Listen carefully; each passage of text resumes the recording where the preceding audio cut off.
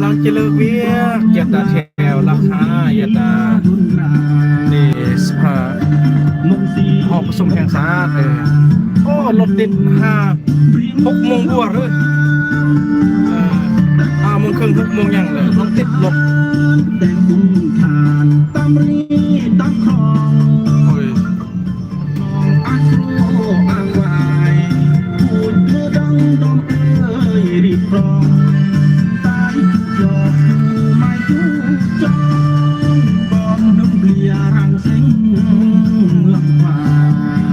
โอ้ยก็มีความสุขแย่ๆดี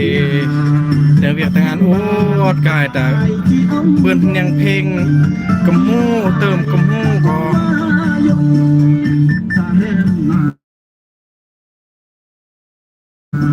เด็กเราเจียดอาร์เมอร์เจียดประเทศลาวเจียดเมื่อกยายตอนในโลกีเพราะอันจำคนนี่รับปลาดับลอยรีของกำมูอี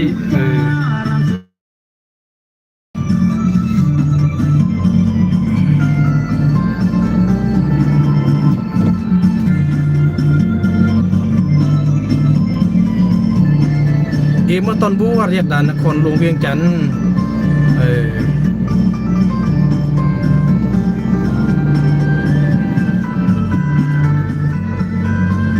ไทย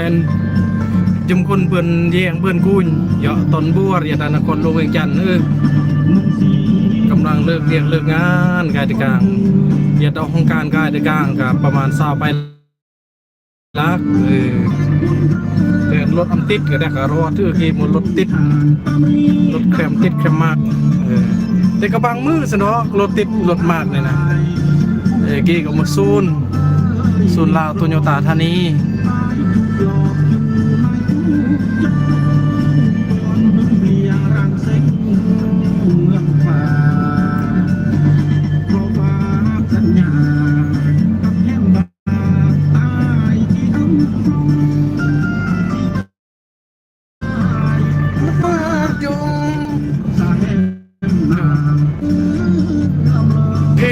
เพลงแม่บอกสมพรเปิ้นเพิ่นแย่งก็โอ้ยคือว่าถือกลองถือเครื่องเนียมกับเปิ้นยองอรำลอยยอเนื้อยอดาไตก็เปิ้นได้เปิดแย่งเพราะว่าดินแย่งดอมเลยเอาความสุข